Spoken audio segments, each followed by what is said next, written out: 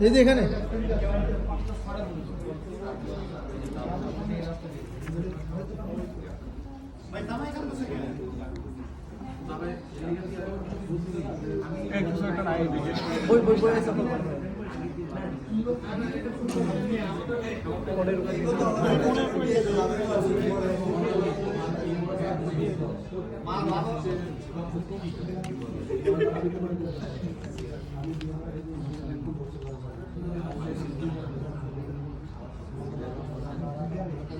ऐसे उधर से